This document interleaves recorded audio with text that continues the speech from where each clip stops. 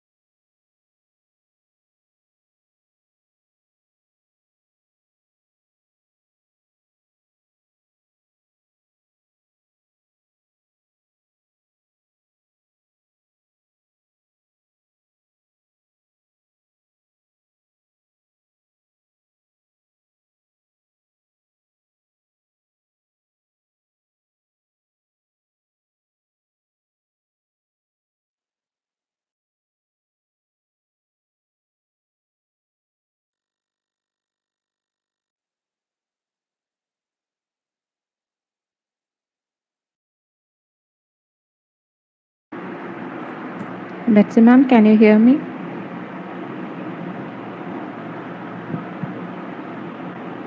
Yeah, am I audible now? Yes, ma'am. Okay. Yeah, thank you. So, Nila, you want to try presenting it? Ma'am, shall I share my screen? Yes, please. Okay.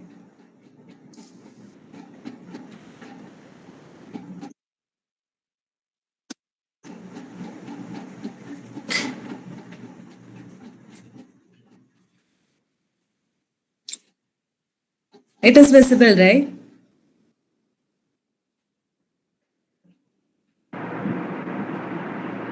No. No, ma'am. Now is it visible? Yes. Okay. Yes. But it's in the editing mode. Okay.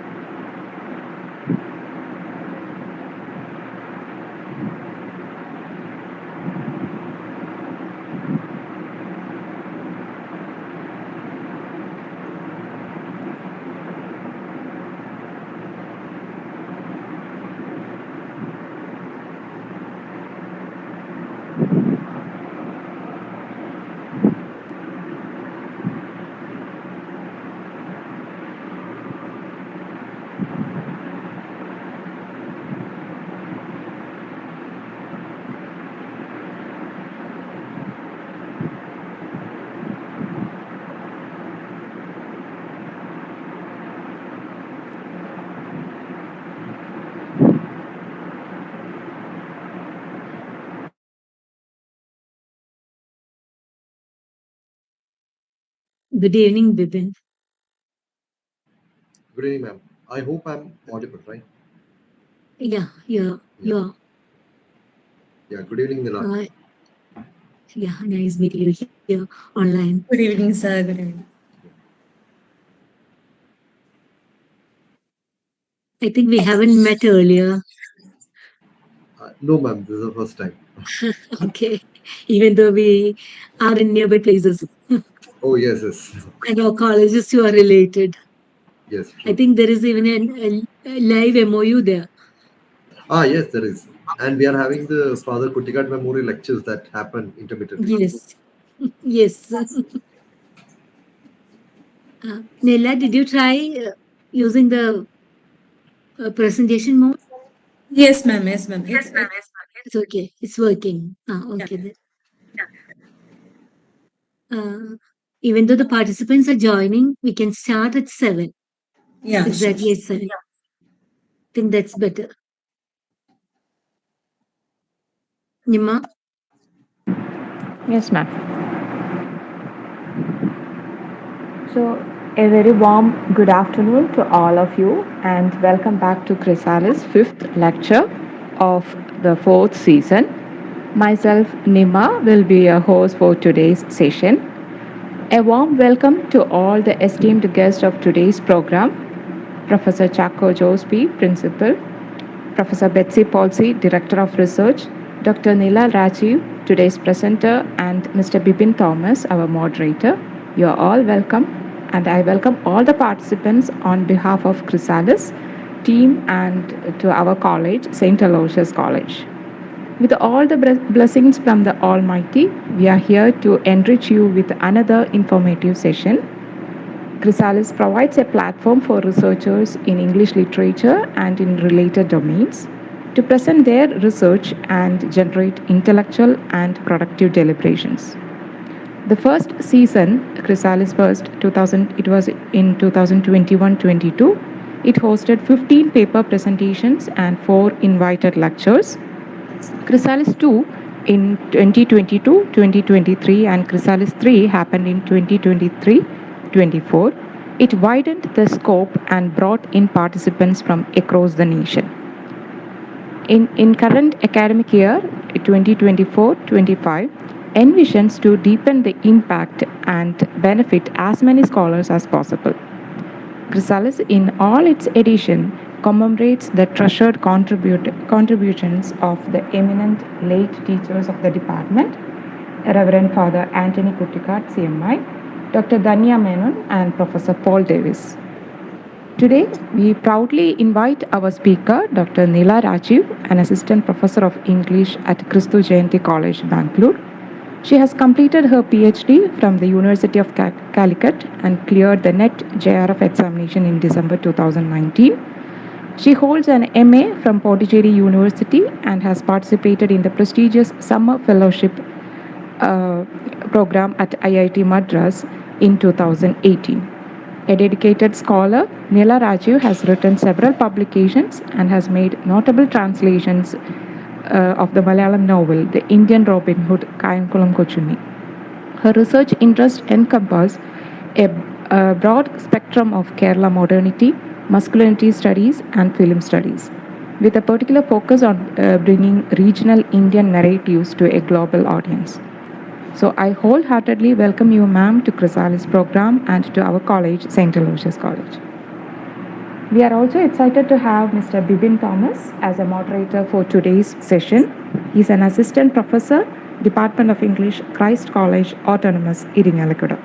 And he is also a PhD research scholar at NIT Calicut. He also serves as academic counselor at IGNOU's CMS College Study Center. He is a master trainer at ASAP and conducts research methodology workshops across colleges. On behalf of St. Aloysius, I proudly invite you to chair today's session on Legends Beyond the Screens, Aithihyamala and the Discourse of Kerala Modernity. I welcome you, Bibin sir. Now it's all yours.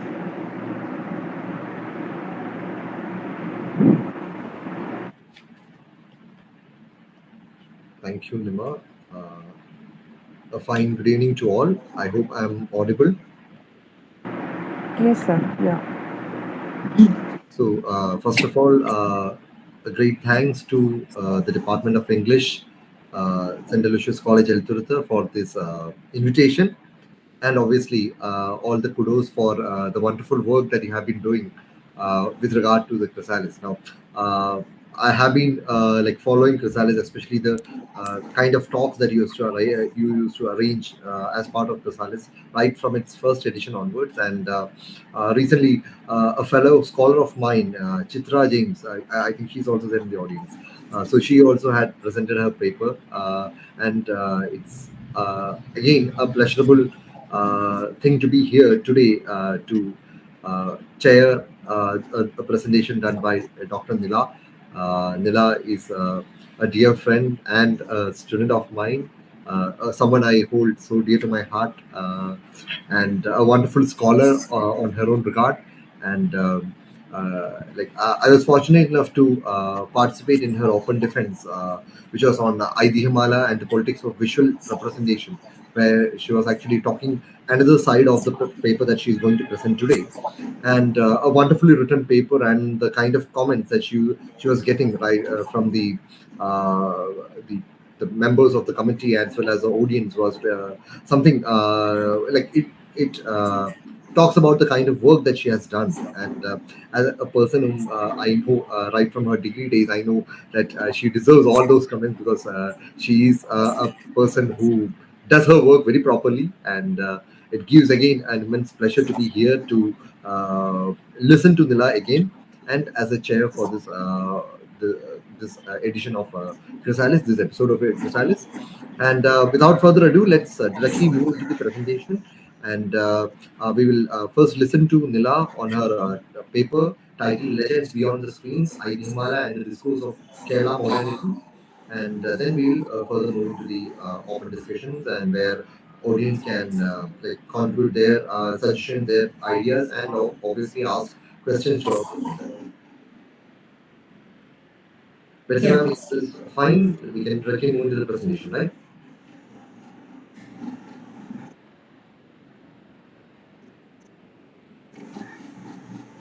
Betsy ma'am, hello.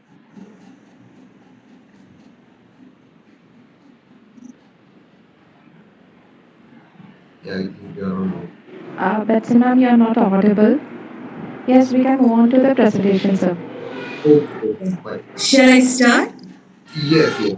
Over to you, Yes, ma'am. ma'am. Okay. So thank you so much for inviting me, Betsy ma'am, and to all the coordinators. And Bibin sir has always been a part of my academic career. So thank you so much, sir, for chairing this session. And today I'll speak about Aithihyamala, Legends Beyond the Screen. So Aithihyamala, am I audible? Yes, Hello? yes, you are. Okay. So, Aithihyamala and the Discourse of Kerala Modernity. So, Aithihyamala has been my primary text for the doctoral dissertation. So, for the past 3 4 years, I was working in Aithihyamala. It was like my child. So, I'm very much emotionally attached to the text as well. So, here in this session, I don't know how many of you have read about Aithihyamala. So I just like to start with a brief introduction. So Aithihyamala, as you all know, it was written by Kodatta Shambuni, and it was a compilation of 126 stories in 8 volumes. And he compiled these legends during the period 1909 to 1934. So these legends were scattered across the erstwhile regions of Travancore, Cochin, and Malabar at that point of time. So Kotagra Shambuni, he traveled through these places, he collected and compiled these legends into a text. So initially these legends were scattered across the oral tales in Kerala.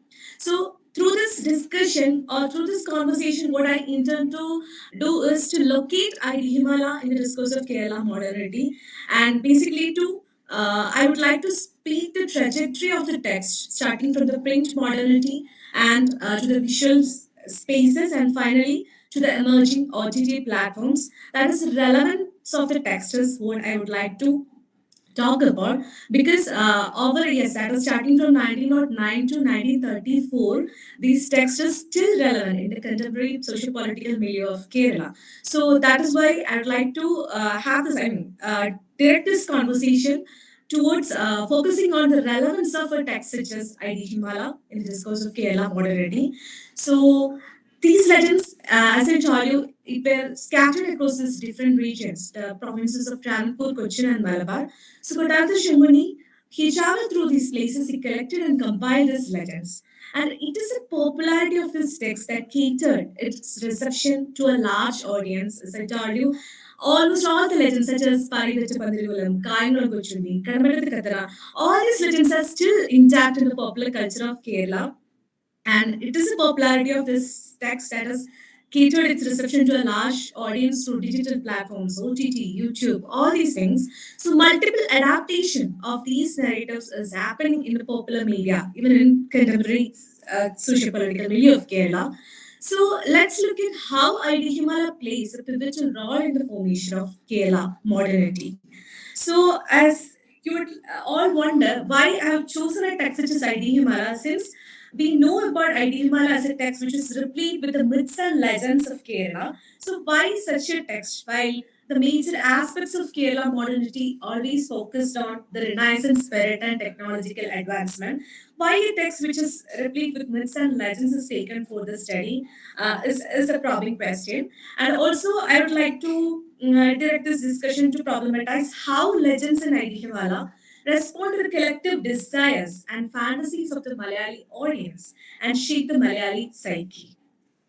And as we already discussed this point, Aithihyamala was the first text that conceptualized and categorized the genre of Aithihyam in the Malayalam literary canon. So, as I mentioned, Kottarathishaman, he traveled through different regions of the erstwhile provinces of Kerala. He collected it and compiled it. And initially, this text was published through a daily such as Malayalam Manorama and its magazine now called Bhasha Bhoshani. So, then Kottata Shanguni actually knew enough English to tutor the European missionaries at that point of time. So he worked in MD Seminary, a school at Kottayam. He worked as a munshi there. And it was then there he met Kandathil Varghese Mapla, who was then the editor of the newspaper called Malayalam Manorama. So Shanguni was appointed as a poetry editor in Malayalam Manorama. And as a result, during their leisure time, they started telling these stories. He started narrating the stories. And Kadathil Varghese Mapla, he knew about the potential of the stories, and at once he started publishing it. They collected it and compiled it, and they started publishing it through the newspaper Malayalam Manorama and its magazine of Bhasha Bhoshani. So this is how Aithihyamala became popular and a part of the public sphere of Kerala, since it was disseminated by this widely read newspaper like Malayalam Manorama. And as I discussed, Kottata Shimini and Varghese Maplai, they belong to the middle class intelligentsia that reap the benefits of English education. Both of them, as I told you, knew enough English even to teach the Excuse European me, Nila. missionaries. Yes, ma'am. I hope you are not moving your slides now, no? No, no, no. Okay. And it is still in the editing mode. Uh, Okay, okay, so please continue. That doesn't matter. Maybe we can. okay. Or can you share it through the Google Sheets? Is it not working, ma'am? I think like I'll lose it like if I Oh, no, no, no, no, cannot no share it. problem. No problem. Okay. Please continue. I don't want to Okay. make you lose your flow. I just wanted to Okay. see whether your slide is moving. No, no, no. Right now I am not moving it. It's okay. I'll just Thank you. explain this. Yeah, okay. Okay, please continue. Please continue. Okay, so as I mentioned earlier, so Katato Shimuli and Varghese Mapla, they belong to the middle class intelligentsia that reap the benefits of this English education. So what did is, like I would like to quote Anish K, this middle class intelligentsia class wanted to recover the spaces of the indigenous language and culture in a new form colored with national modernity.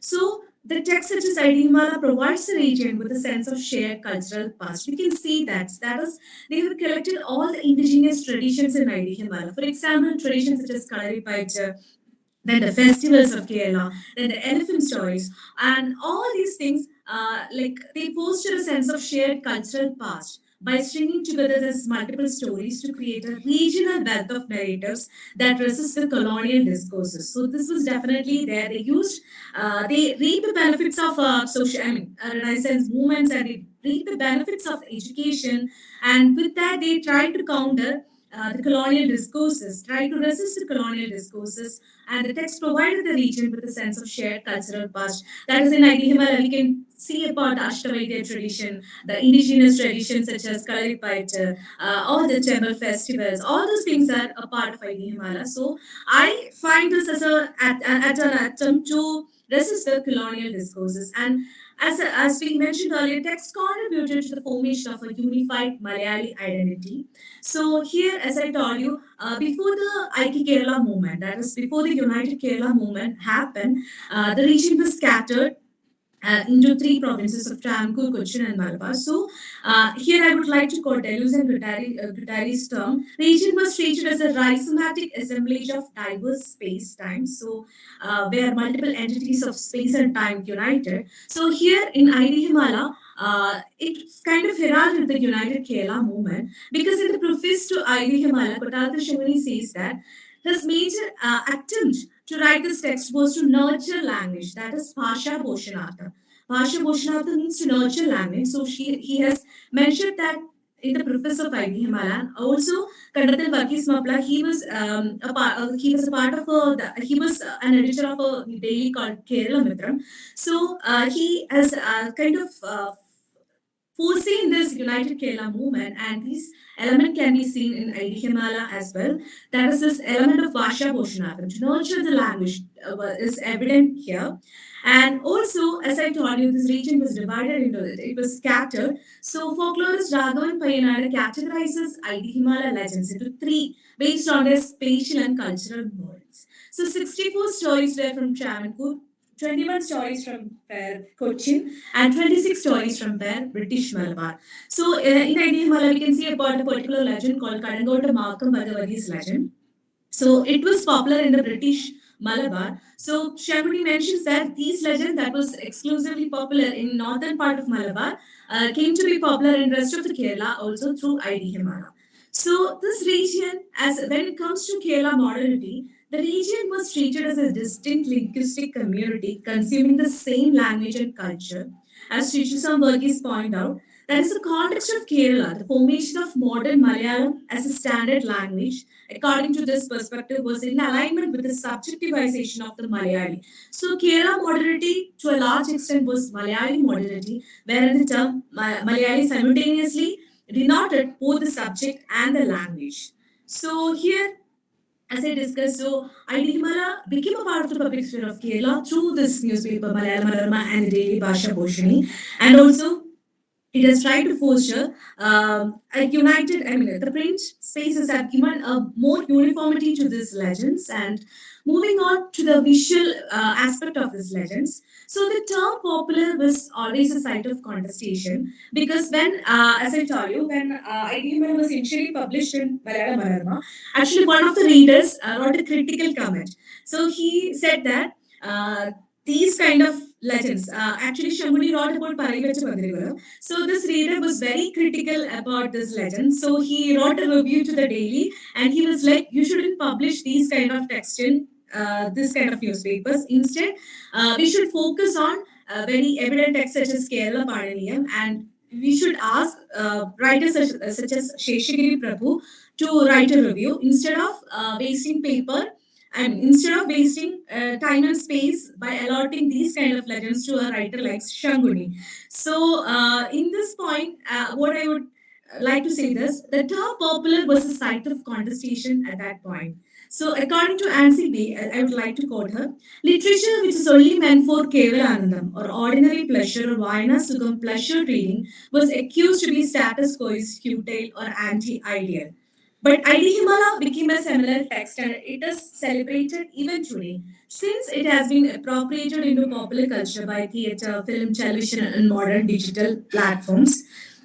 So always this debate of high culture versus low culture was there. So actually that writer, he wrote, actually that reader, he wrote a critical review accusing Changuni that he should cover the cost of all these expenses of the wastage of paper, since he is writing the legends such as Parivachara Pandirigulam in the Daily Manorama. So that kind of debate was always there, but Aithihyamala has withstood the test of time, and it is still relevant. So initially, when as I told you, this popular was a site of contestation, and initially Kalanilayan dramas they took forward this concept of Aithihyamala, and they have adapted the plays such as Kanvaram Kochini and Kadamatta Kathara. So Kalanilayan dramas with that, it entered into the theatre spaces.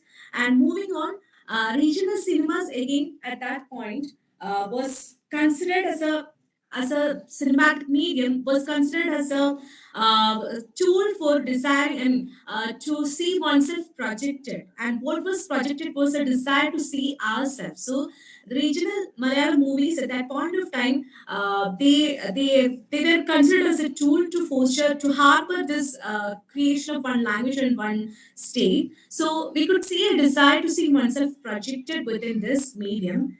And also the cinema halls were envisioned as a new modernized space. So, cinema hall became an egalitarian space that was devoid of any class and caste boundaries. So, people were huddled there together to watch the movies. So, further, it created a collective consciousness among Malayalis. And various adaptations of Aithihyamala have been made. For example, 1966, Kaimal Kuchuni movie was there. And in 2018, we have Kaimal Kuchuni by Nivin Podi, and at the same time, Karmata Tachan, Perun Tachan, all these movies from Aithihyamala legends were adapted into the cinematic medium. And at that point, as I told you, regional cinemas had a mission to foster, to reflect a desire to see oneself projected in, that is to desire to see the region projected in the screen. So cinema halls were envisioned as an egalitarian space where they were devoid of any caste and class boundaries. So the discourse of modernity channeled by Malayalam cinema expected to function as a unifying factor that could have accomplished the integration of three princely states by obliterating social, cultural, and even linguistic differences. As I told you, we have various adaptations of Aithihyamala. For example, Kaimal Kuchuni 1966 2018, and these depict the heroes based on the legends from Aithihyamala. Now, I would like you to introduce to a concept of spectral geography of gender. For example, if you take the Ekshi myths in Aithihyamala, we can see that there is a confluence of the past. That is, the gender discourses is in alignment with the modernity. So we can see that in the Ekshi myths of Kerala. For example, especially in Aithihyamala, we can see a lot of Ekshi myths. But the Ekshi myths in Aithihyamala, they doesn't have a past story attributed to them. They have an essential feature of monstrosity associated with them, but they don't have a past story associated with them. But when it moves to the cinematic medium and the visual spaces of film and television, we can see that how this notion of Ekshi myth is evolving with the subconscious fears and desires of the community that come to light in this figure of Ekshi. So there's a constant tussle between masculinity and femininity can be seen in the Ikshi myth.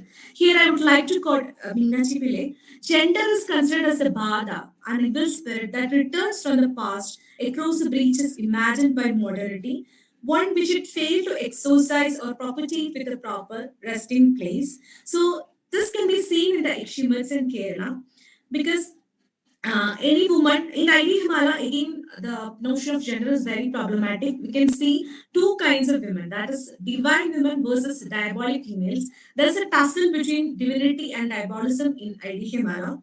We can see a certain set of women who's elevated to the title of goddesses, whereas anything that doesn't fit into this category was treated as a diabolic female. So that is a Ikshi who doesn't who crosses the boundaries, who cannot be, whose pre-modern excesses cannot be contained within the patriarchal society, was considered as Ekshi. So a monstrosity was assigned to her, and this can be seen in the visual medium, especially in film and movies. Film and television serials. If we analyze the film and television serials, we can see a white sari-clad woman.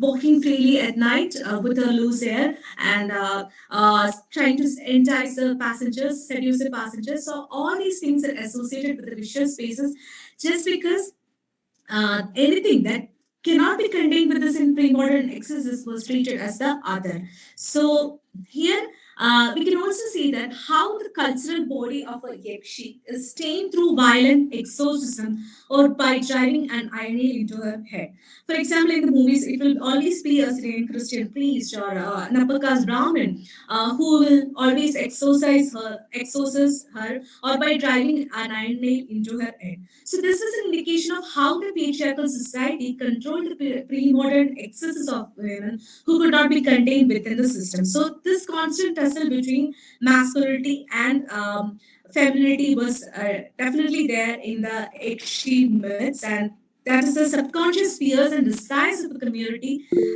come to light in the figure of Ikshi, especially through this film and television medium. And this can be seen as a reflection of Ikshi, representation of Ikshi in popular media. For example, in if I give you an example is about the Kadvata serial, television serial Kadvata Tajan. So definitely there was a good versus evil binary happening here. And here Katanar was there to exorcise Ikshi and to tame her spirit. So definitely there was a constant tussle Nila, between. Yes, sir. Nila, your slides, are you changing it? Or are you still on the first slide itself? No, I am changing it. It is not visible. No, no, no. It's not there. Like we are still on the first slide itself. Oh, okay, okay. One second. One second. Now is it changing, sir? No, not yet. The presentation has gone. Like maybe you'll have to share it again. Oh, one second.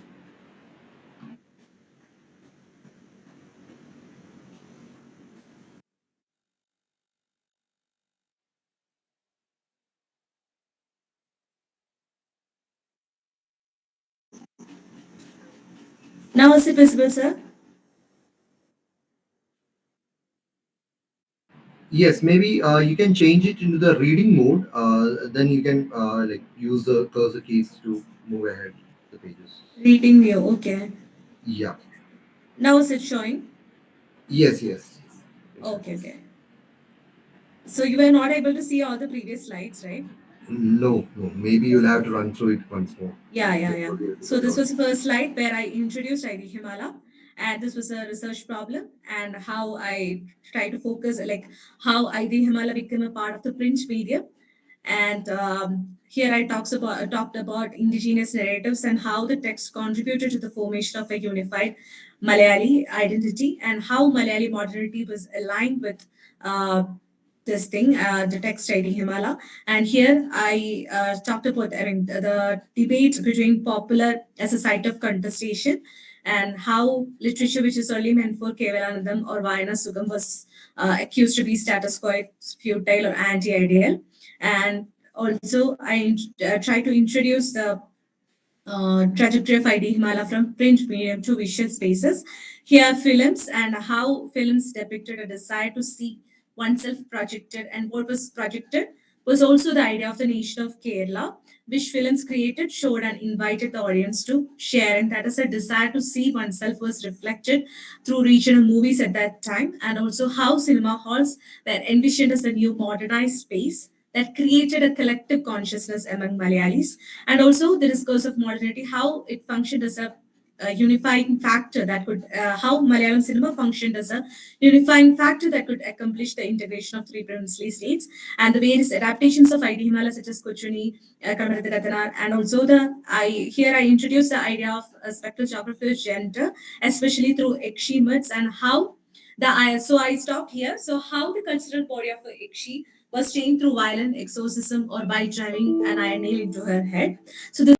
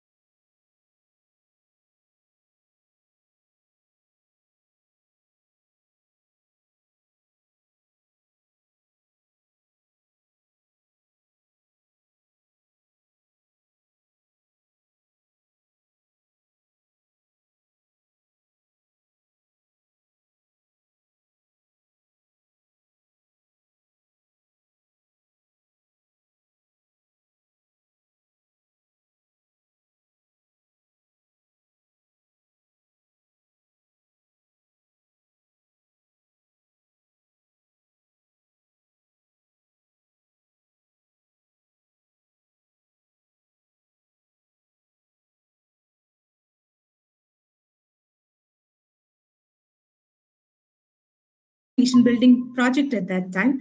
And later, it kickstarted with Doordarshan, and later, with the advent of satellite television, mobile applications, and internet revolution, it became possible to transport local culture to a global audience. And we can see in numerous serials, the Aithihyamala legends, which were adapted into numerous serials such as Kayangulanguchuni, and it was a popular serial in 2004. And Kadamaratha Katanar, it was a popular serial. Again, it ran from 2004 to 2006, and now it has been uploaded into an OTT platform such as Disney Hotstar. So, with the advent of globalization, a brand conscious community based on consumer culture developed, and television gave them more entertainment options. So, again, it has more potential than cinema halls to unite audience. Because it could cater to the interest of a diverse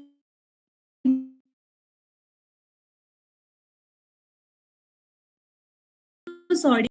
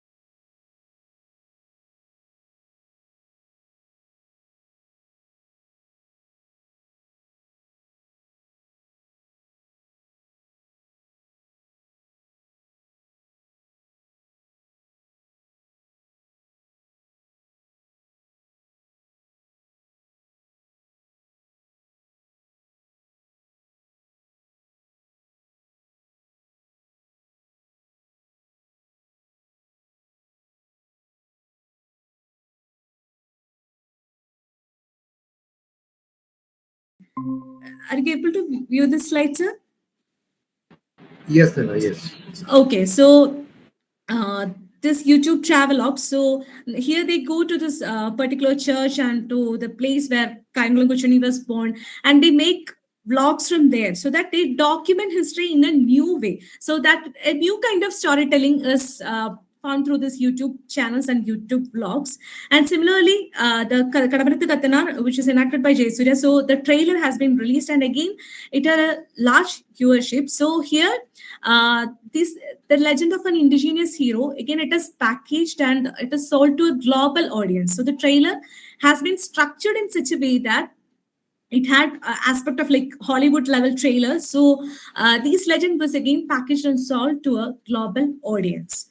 So here we can also see that these travelers, I mean, they go to these places, they document the history, and then with appealing to our logic and didacticism, they are retelling their stories to a new generation of audience. So we have apps such as Storytel, where Aithihyamala legends are narrated. So these kind of things are recurring, and that is how Aithihyamala still remains relevant in popular culture, not as in the text form, but in new formats, and it is packaged as in new forms and new formats.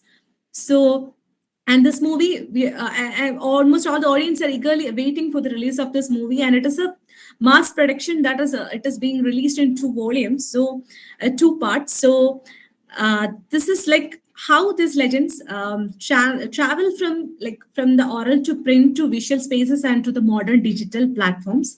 And I would like to end this discussion by opening further avenues to the research scholars, because still there are new areas to explore within a text such as Aithihyamala. So more critical reading of lesser known legends in Aithihyamala can be done.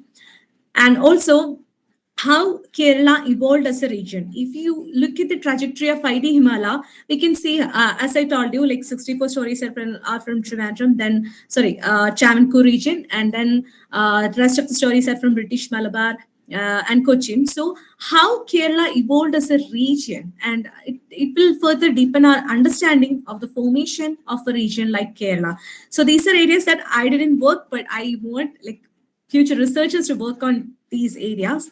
And this text can also be studied as a site of collective memory. So again, as I told you, what were the omissions, what were the additions, what were the deletions that were made, how these oral legends were appropriated to the print culture is yet another area that we can explore.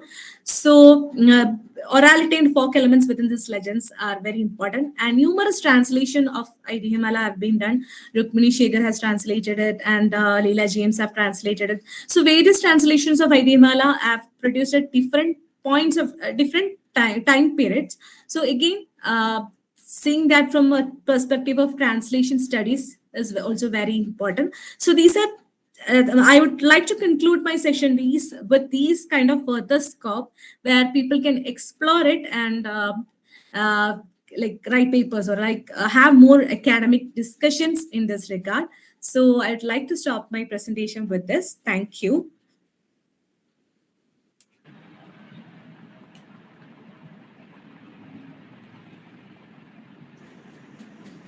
Thank you, Nila, for that wonderful presentation. Very brief, concise, and to the point. So, it's very interesting. Everyone has some stories to sell, right?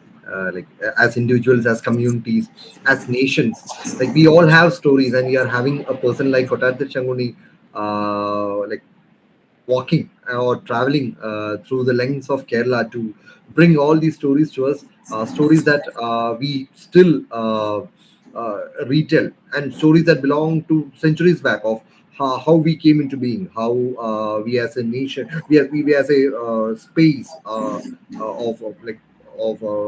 a similar language, maybe of similar cultural aspects, how we came into existence. Then stories regarding many of our common festivals, many of our common ways of living, all those things getting compiled together in a text like Aithihyamala becomes obviously an area of research interest for anyone who is interested in folklore, who is anyone interested in memory studies, or as you mentioned about the spatial studies, or even an interest in translation studies itself can bring a person to a text like Aithihyamala. So, let's open up our floor for discussions, and I hope everyone has something or the other to tell about Aithihyamala, and obviously about the presentation that Nila has put forward. How should we go with the questions, Betsy ma'am? Should we ask the speakers to write it down, or can No, we? no, they can do either. They can either text it in the chat box or they can switch on the video and ask directly. Yeah. Okay. Either way, it's okay. Yes. Fine. So now We let would prefer an opening up, like switching on the video and talking, because that means that the whole thing will be more alive. yes, true.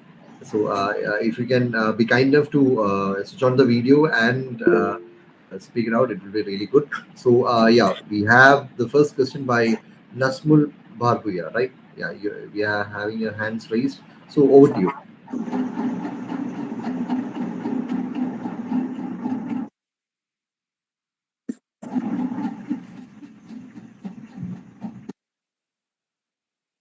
Or was it by accident? Yeah. Yeah, I guess it's by accident. Nila, like by the time everyone decides upon their questions, let me put forward a question.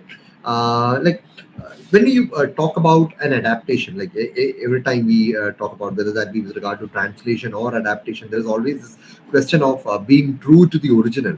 So, like we have these off-quoted and a somewhat cliched quotation regarding translation. What's lost in translation is poetry. Similarly, what's lost in adaptation, that becomes a question, especially to a text like Aithihyamala, because many things may get lost, many things get added. Like you also mentioned about how, with regard to the Ikshi myth, how the backstories gets attached to the adaptation. So, from a researcher point of view, a person who has studied Aithihyamala and its adaptations, so what do you think about the kind of negotiations that we are having when you have a rich text like Aithihyamala getting adapted to a maybe to a TV screen or to a larger screen in theater again? Yeah. Okay, sir. Thanks for the question. So I think that is a very crucial point because initially I started the discussion like Kotatha Shunguni in fact compiled the legends that were popular in the oral literature of that place at that point of time. So that is how we came to know about Katana Kuchuni and all those legends. But we don't know how it starts from there. We don't know how he edited. I mean, what are the additions, what are the omissions, what are the deletions that he made when he published that in Malayalam Manorama at that point of time. So obviously, Kandathal Varghese Mapla, he was then the editor. So obviously, they might have their own like politics, their own ideology, everything would have been there at that point of time. So it starts from there. I believe that it starts from there. And when it comes to like I already discussed about the Ikshi myth and also when it comes to film, especially the adaptations of Kochuni, Katana, and all those things, the way that Shanguni portrayed Kayangulam Kochuni was totally different in the film. I mean, from the film and how they enacted Kayangulam Kochuni. Because from Shanguni's perspective, Kayangulam Kochuni was a womanizer. He was a great character. He was not the Robin Hood kind of hero in Aithihyamala. But when we see the visual adaptations of Kayangulam Kochuni with the scintillating background music and all these things, so we elevate Kayangulam Kochuni and we we elevate the hero. That is a masculine element is getting projected in the popular culture. So again, that is a kind of difference. That is a huge kind of deviation from the original text, and when it gets adapted into the popular culture. And also, I discussed the aspect about Ekshi myths because in Aithihyamala, Ekshis are just divine creatures. They doesn't have any past stories, any avengeful stories or anything. But when it comes to television serials and films, again, they have a past story. Like they are reborn to avenge their abusers. Yeah, especially in the serial Katana, we can see the Ekshis, like almost all the Ekshis belong to the lower caste origin. So they are there to avenge their abusers. I mean, so that kind of deviation is clearly visible from the text to the visual. That is, and I don't know whether it is elevating that aspect of visual element. Of course, it will be elevating the aspect of visual element, but at the same time, there will be the essence of a text such as Aithihyamala will be lost to a certain extent. That is what I believe. Yeah, maybe for a modern public, you need to have the original Maybe, story. yeah. Yes. Okay. Now, to other people in the audience, yeah, Alicia has raised her hand. Alicia, over to you. Thank you so much. Good evening. I hope I'm audible. Yes. Okay. No, not my video. Is that visible? Is my video turned on? Okay. Anyways, I'll go over to the question. Yeah. Uh, Good evening, ma'am. First of all, it was a very good presentation. Hats off. Um, my question is this: that is, we are living in a century where there's a lot of arguments going about political correctness, microaggression, and all those things, right? And don't you think Aithihyamala, some point or the other, it has some traditional values and often many controversial themes. So it cannot be retold and reinterpreted in a way that it can be resonated with modern sensibilities without losing its cultural essence. Now, like you said about Triangle and Guchuni, it kind of loses the essence when it comes to the movie, right? Yeah. So how can we tell it to the future generations without losing its essence? Thank you. Yeah, okay. Thanks for the question. I think I've already answered the question to a certain extent because I told you like there are reading rooms such as Tales at Sunset at Trivandrum. So it is happening nowadays also. So this is a modern way of retelling Aithihyamala without losing its essence because they are narrating the stories such as Parai Vechapandirigulam from Aithihyamala to the young readers and also the Storytel app. So, see, we are living in a very fast world. Okay, so we don't have time to sit and read the text. See, that happens. So, using Storytel app, people are hearing the retellings of ID Himala in somebody else's voice. So, the direct voice might get different. So, without losing the essence of the text, these are the ways that these retellings are happening. And at the same time, these YouTube videos and blogs, I find that to be very interesting because at that point of time, we don't know whether Shankudi was stating the original details or facts about places, people, or those all those things we don't know. But these vloggers, they are making that effort. They are traveling to these places. They are documenting everything. And one interesting blog that I found was about Kayangla Kushri. That is, he tried to break into a house in Kayangulam. So there is a big hole on the door. Okay, so this YouTuber has traveled there. He has documented that and he showed that hole where he tried to break in. So we have that kind of. So they are stating facts with evidences. Okay, so now that we know that such a person existed and Shagudi was not fabricating all these things, so we came to know all that. So that is one way of keeping it alive in the contemporary society. I hope I have answered your question. Yes, ma'am. Thank you so much.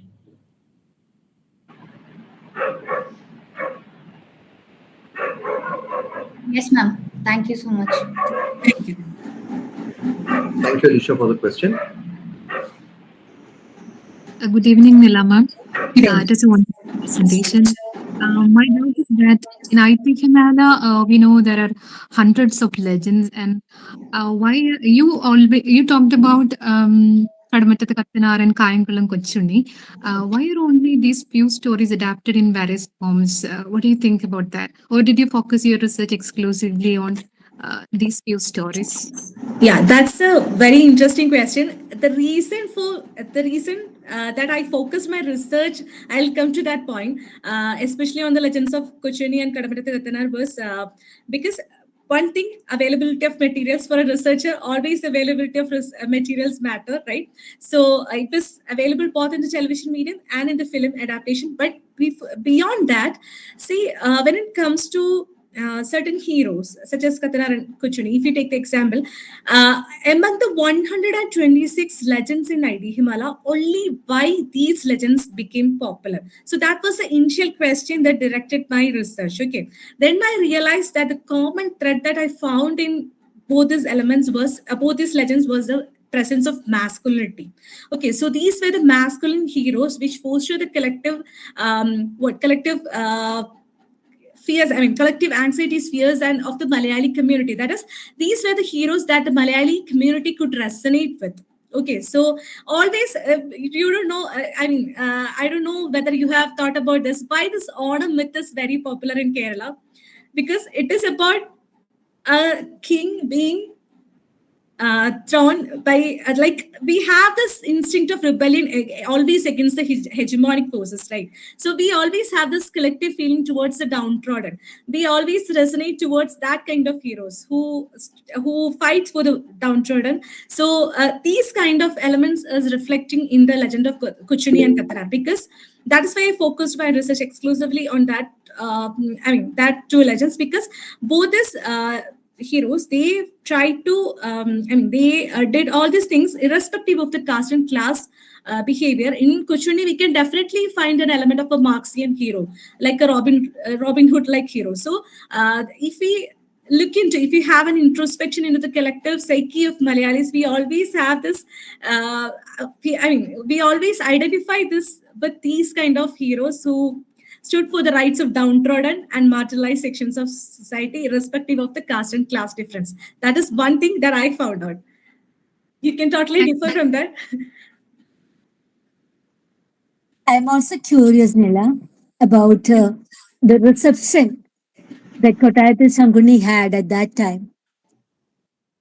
That is when it was first published in Malayalam Manorama. How was it received? How was it? Received by by the readers. Yeah, okay. So as I told you, like initially it was published in Bhasha Bhoshni and Malayalam Manorama. So it is mixed reviews, I think. Initially, I told you, like I went to the Manorama archives in Kottayam. So there I found this negative review by an by a reader. So he was like, so I think it was kind of mixed reviews, because later at that point of time, initially when it was published, it was not, received well, but as its popularity, rather than waning, it increased with the passage of time. That is one thing that I believe. But when these legends were compiled initially, these had a kind of mixed review, because one of the audience, he was like, why you are wasting paper, like that. He wrote such a negative review. So instead of wasting time on these kind of text, we should focus on Sheshagiri Prabhu's writing about Kerala Paniyams. He has written that comment. So again, that can be traced back to this debate of popular, like high culture versus mass culture. That kind of thing might have been there. So but later, I think more than 50,000, this is an this is not accurate, but more than 50,000 of Aithihyamala copies were sold within first 2 years. So right now we have different publishers publishing it. Like we have Mathrubhumi, we have DC, we have Bhasha Bhoshni. All these are publishing Aithihyamala books. I'm talking about the books. So that shows, like initially, even though everything that is new at one point often might receive a criticism, right? So, but with time, Aithihyamala legends stood the test of time, and now they are like getting published like anything. Is it also because of political climate, the change of political climate today, that nowadays Aithihyamala is received more by the people, or is it? And Malayalam Manorama is supposed to be a so-called popular Daily, yeah. magazine, weekly. Yeah. Was it in the weekly or in the daily? It was published in the daily, and Bhasha Bhoshni was the weekly. So it was published through the Bhasha Bhoshni and Malayalam Manorama at the same time. Simultaneously. Yeah. Okay. Changing political climate can be one reason. Nowadays, like we are more welcoming to these kind of texts. I found it very interesting that Aithihyamala has become a part of the syllabus. I think MG University and Kerala University, both of these universities have adapted legends from Aithihyamala. And I think MG University has a paper titled Folklore. So in that particular folklore, they have to study Kadamatta Kattana's legend is prescribed as a part of the UG syllabus. So that is one interesting thing that I found out. So maybe we are more welcoming to the text, and rather than treating it as a part of children's literature, we are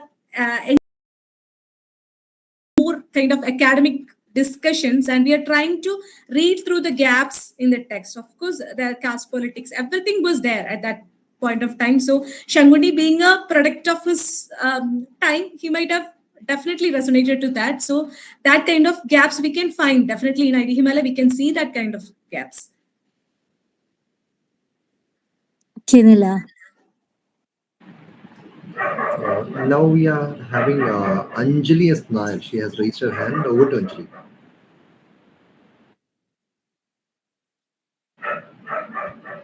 Which she has typed it down. Yeah. So my question is: do you think Aithihyamala is a Hindu inclined work, or is it portraying the myths and legends of all communities prevailing during that time, other than Katna Rachan story?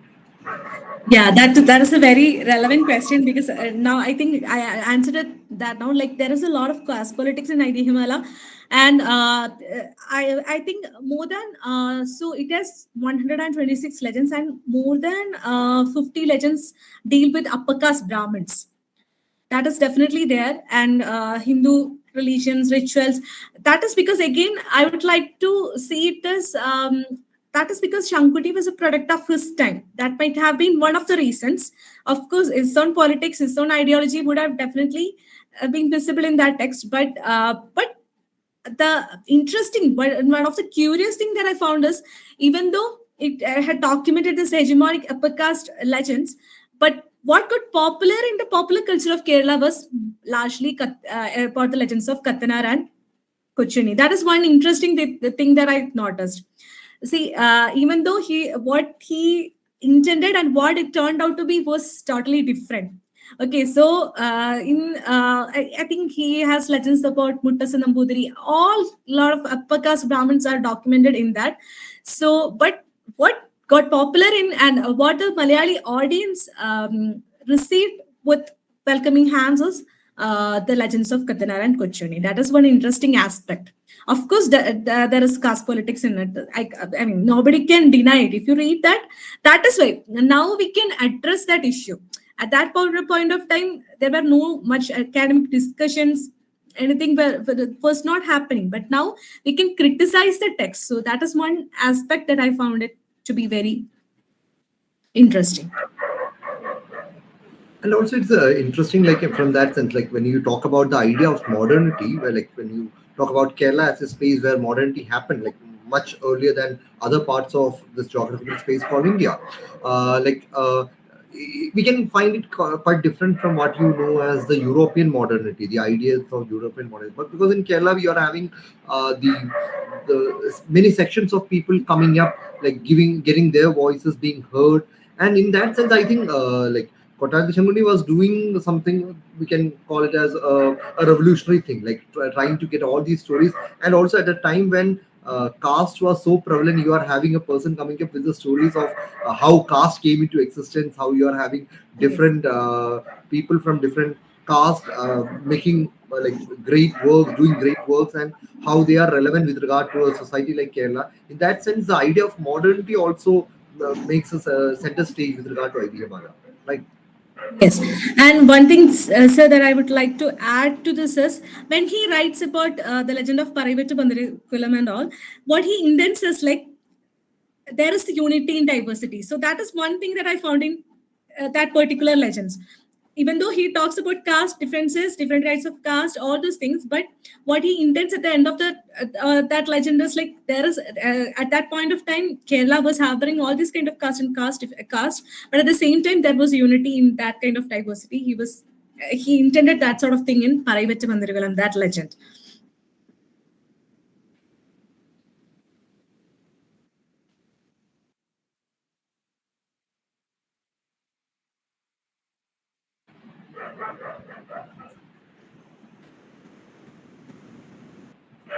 any other questions from the audience?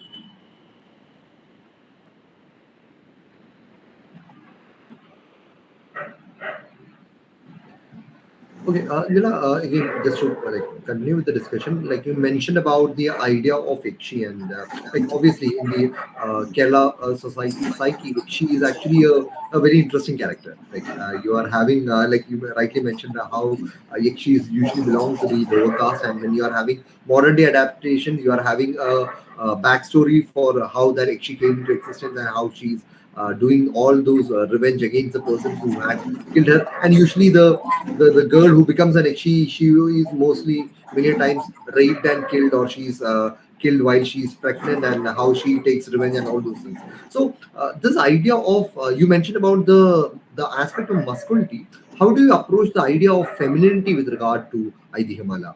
You mentioned about the diabolic and the divine. Other than that, you do can you find different shades of femininity that Aithihyamala put forward? Yeah, so the problem of representing women in Aithihyamala is very problematic. That is one thing that I found out. Because, see, either the women are categorized into two categories, that is the divine and diabolic. So either they belong to Devi status, they are goddesses, so that kind of women, and the other category is Yakshis. In between, at that gray area of in-betweenness is not addressed in Himala. And in one particular legend about Pakana's wife, it is like elevating the chastity of Pakana's wife, that particular legend. So in that, there is a huge debate between Agnihotri and Pakana. So Agnihotri is like, see how my wife I mean, how my wife is sorry, Pakana is like how my wife is obedient, whereas Agnihotri's wife has an opinion of her own, and he raises that opinion, so that is not valued. And at the same time, one interesting thing that I found out is Shanguni is adding his own comment to that. Those women who raises their voices against their husbands should be treated as grihanis or gehapa, and they should not be treated as ideal women.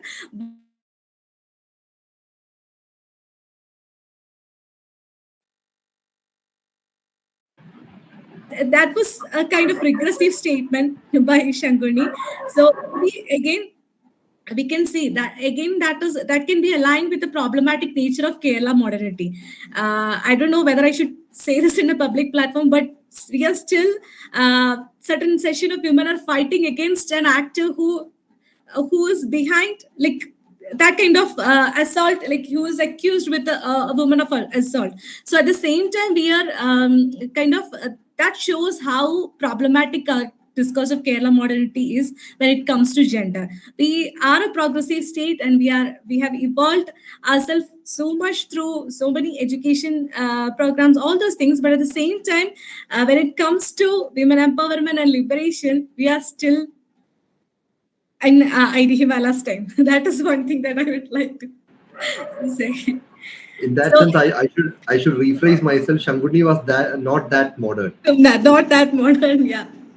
When it comes to these kind of gender issues, he was very regressive. That is one thing that I observed.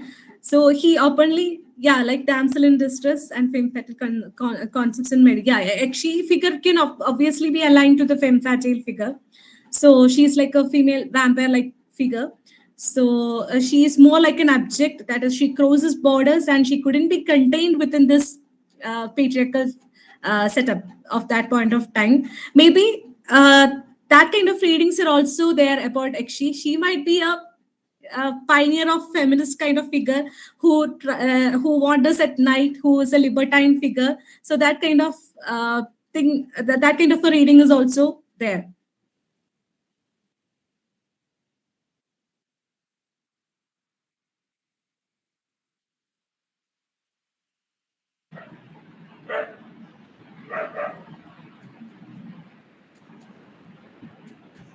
Yeah, there is one more question. How can from Hasna? How can we relate this to memory studies by traveling the psychological emotions of the characters?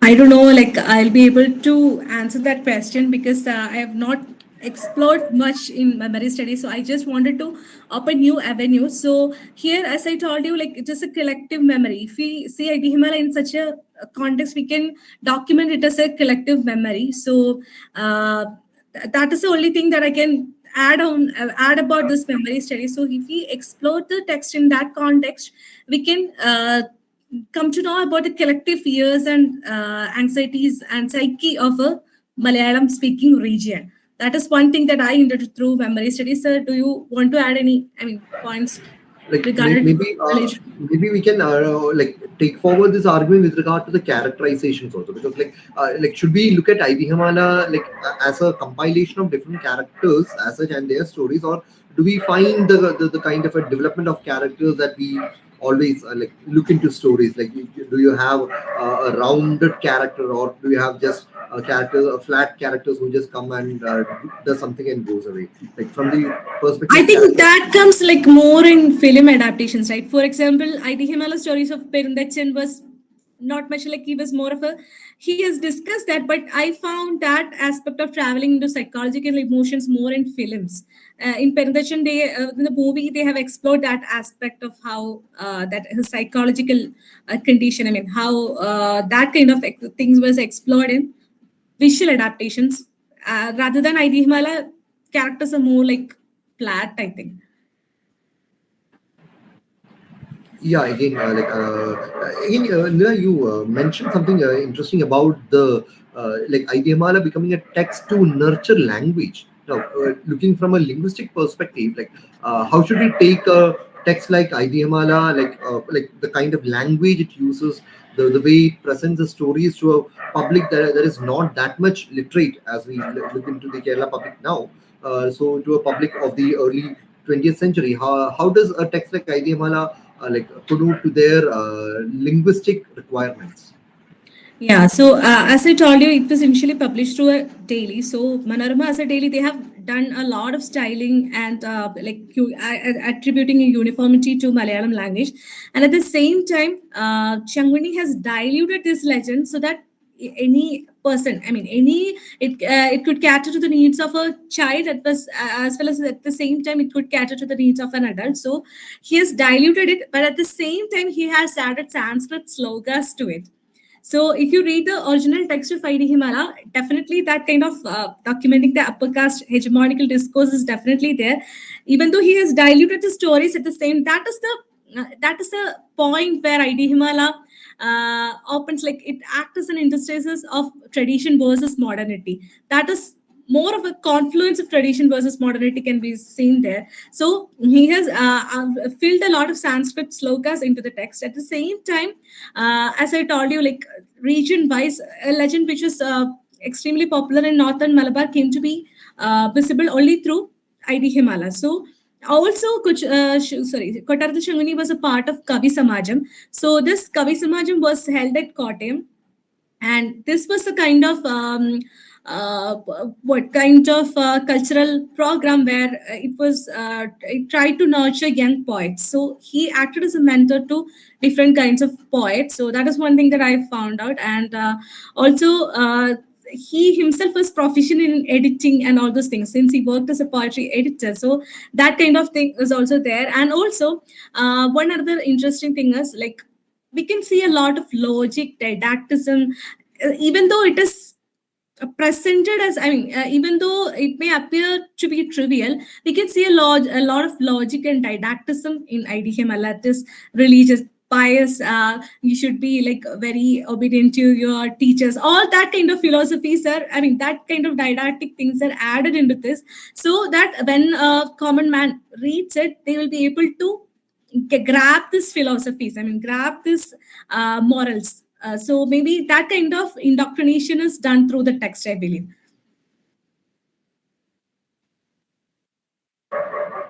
No, that's actually interesting. You are having I guess there are 8 books of Aithihyamala, right? 8 volumes, yeah, 8 volumes. Yeah.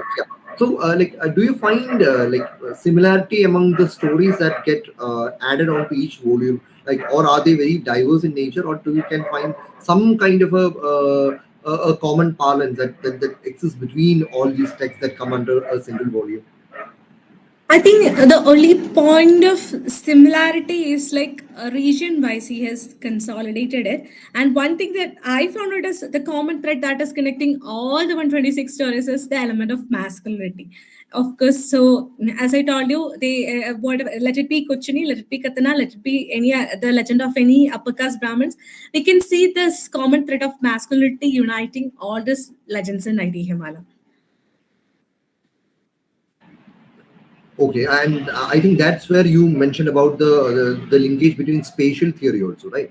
Like how we can study. Yeah, how we can how it can evolve as a region, that is for the future researchers to explore. And because how Aithihyamala contributed to the region formation. As I told you, folklorist Raghavan Payanadi, he was categorized the Aithihyamala legends based on their spatial and cultural mooring.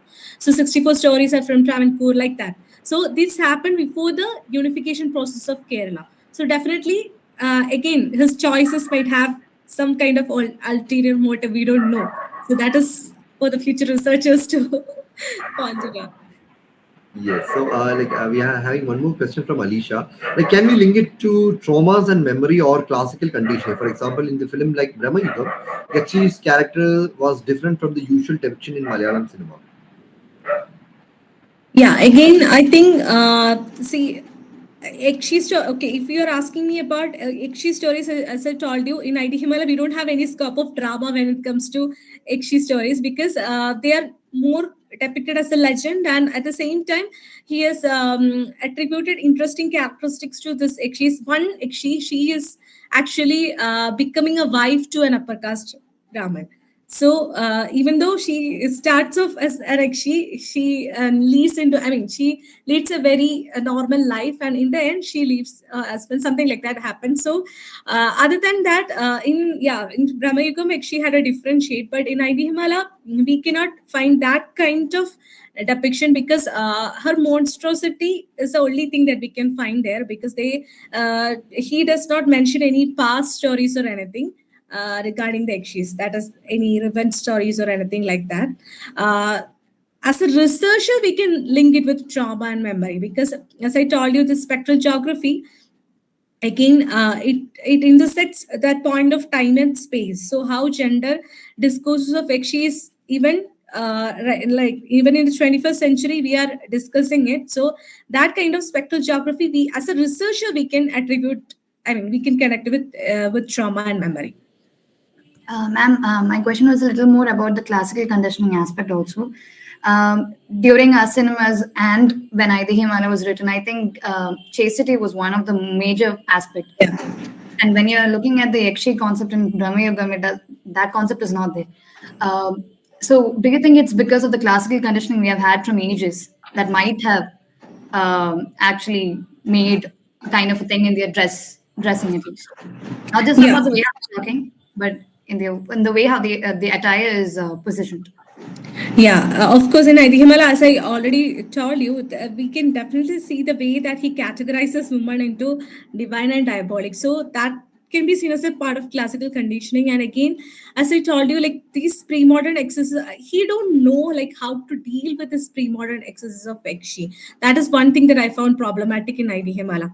So I think in many stories, like he just traces their origin. I mean, that is it. Other than that, he doesn't know like how to deal with this concept of Ekshi. It was in the later stages that the researchers who found like we attributed more meanings to it, and that is how we it differs from the cinema and the text. So again, classical condition, that is the way that he portrays gender is of course a part of the classical conditioning because it is true, like even though we have as I discussed that point, even though modernity has liberated us to a certain extent, but still we are in the fetters of a patriarchal society. So that kind of classical conditioning is definitely there in Aithihyamala.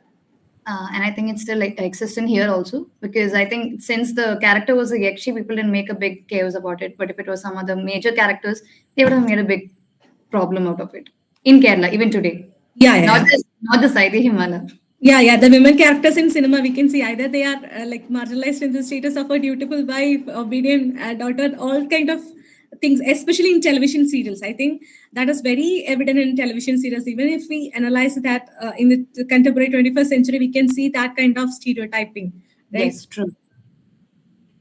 And also, interestingly, with regard to the Yakshi myth, you don't have female exorcists in Kerala, but like with regard to Yes. the We don't have you always have a man who is there with a And long stick and all that columns, like who has to bring the female under control. But in European, like in Hollywood films and all, you can have maybe a nun or maybe some female who is an exorcist. there is But interestingly, shamans. in Kerala, we There are don't have. shamans. Yeah, Right. shamans. Yeah, yes, yes. We don't have a female exorcist. yeah, yeah. That might be Exactly. something that about classical conditioning. Over here, women should not do this thing, maybe.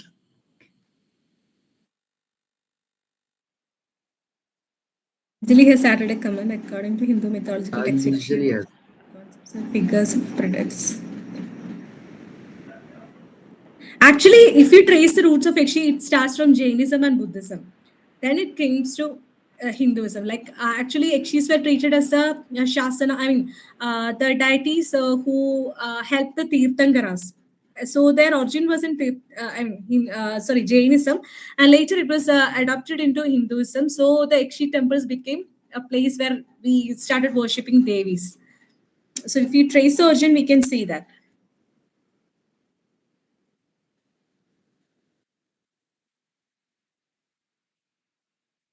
So, ma'am, do you think Kottatal Shungni totally changed the perspective of the people for good?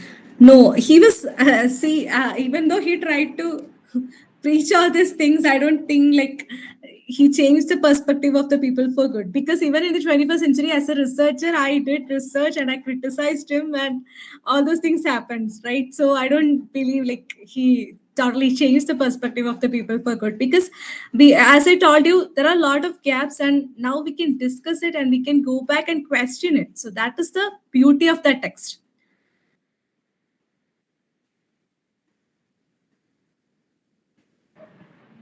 And also, like earlier, we had this question regarding the like why maybe Kadamantha Gatana or Kayamkulam Kochuni. Why does those kinds of like stories get more popularity? I think there is always this performative aspect also to it.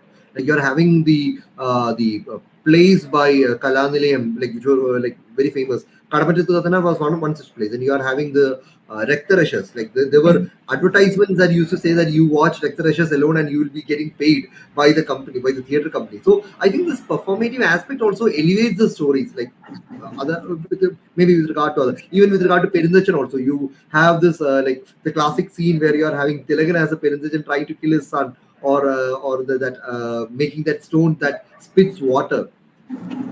So this Yeah, that performative aspect is. also.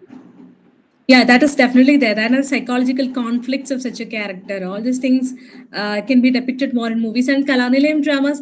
Even yeah, their advertisement was very quite popular at that point of time, and audience didn't know like from where which place that actually will suddenly emerge. All those things were there. So definitely that element of performativity is there, and again, it to a certain extent, it is aligned with masculinity. I think because in Malayalam cinema, it is always the heroes that who can be elevated into a demigod like teacher. Or you will have a friend psychologist of the hero who will make sure that the failure Yeah, is tamed.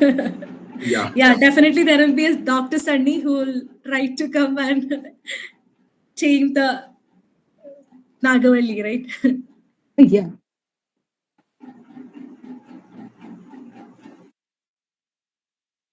So, Any more Bibin sir, questions? Some interesting ideas to put forward? Some observations? Please, the floor is yours. We have time. I think we are still on time, right, ma'am? Yep. yes, yes.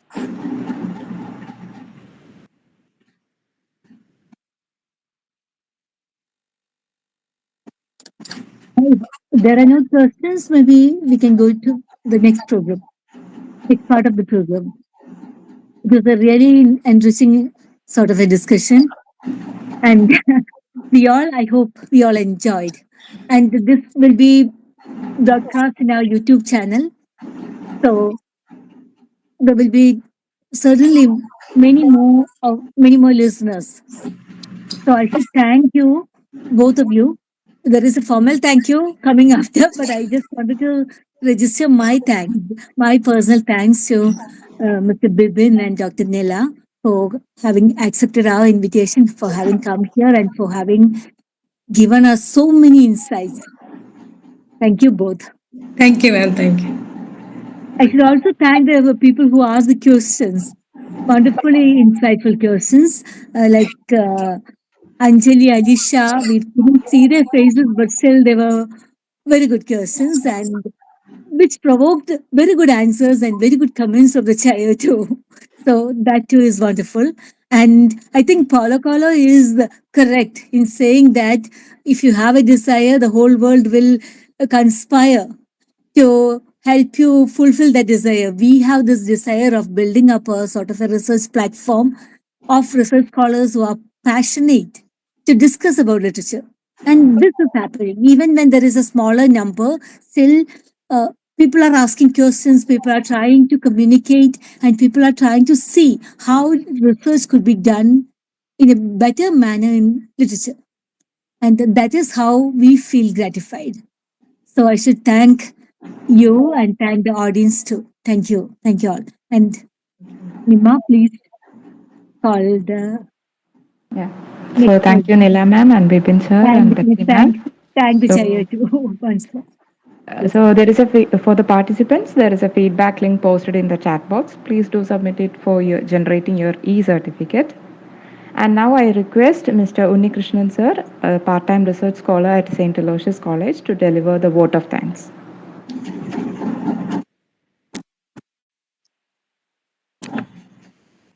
Good evening, one and all.